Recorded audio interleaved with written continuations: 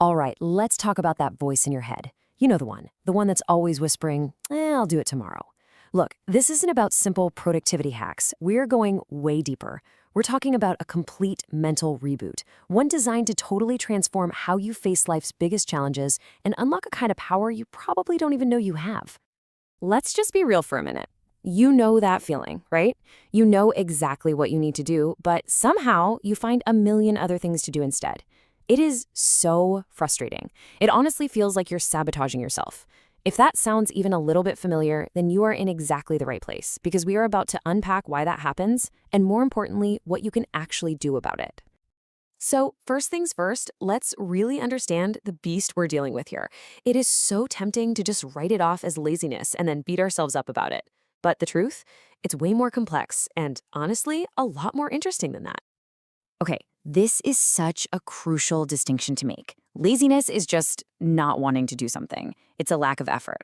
But procrastination, that's a whole different animal. It's an active choice to put something off, even when you absolutely know it's going to cause you more stress down the line. It's not really about the work itself. It's an emotional reaction to the work. So what are those emotions we're talking about? Well, a lot of the time, it just boils down to fear. The fear that you'll try and fail, or weirdly enough, the fear of what happens if you succeed and all the new pressures that come with it.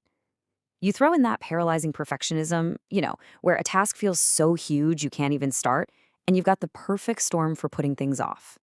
But you know what? This goes even deeper than just feelings. What we're really talking about is a biological tug of war that's happening inside your brain every single time you decide to put something off. And this pretty much explains that whole battle. You've got your prefrontal cortex, that's like the CEO of your brain, the logical planner making long-term goals.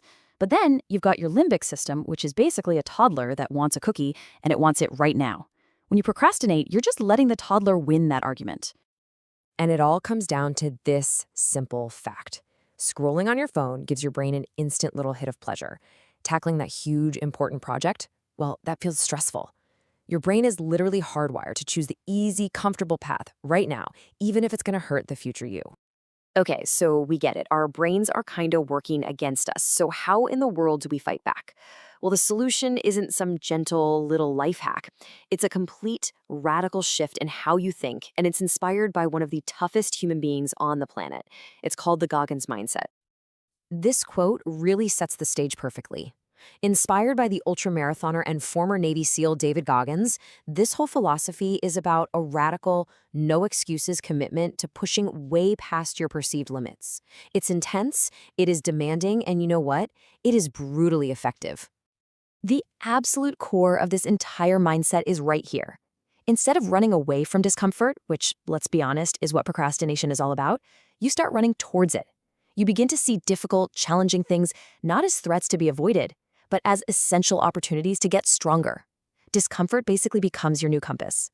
Okay, this all sounds great in theory, but how do you actually do it? How do you put it into practice? This next part is all about the practical, real-world tools you can use to build that mental toughness, to forge what Goggins calls mental calluses. The first tool is the accountability mirror. It's so simple, but it is incredibly powerful. No more hiding from your own excuses. You literally face yourself in the mirror every single day, and you confront the gap between who you are right now and who you want to become. It's about taking extreme ownership of your shortcomings and making a daily, visible commitment to fix them. Now, what about this number, 40%? What does that even mean? This single figure represents one of the most powerful ideas in this entire philosophy. It's all about completely redefining what you think your limits actually are. This is the famous 40% rule, and the idea is pretty simple. That exact moment when your mind is screaming at you to quit, whether you're on a run or studying for a test or finishing a project, that is not your actual limit.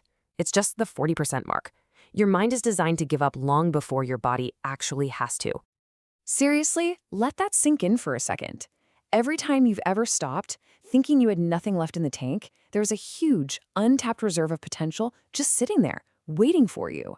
This mindset is all about learning how to access that other 60%. So let's bring this all home.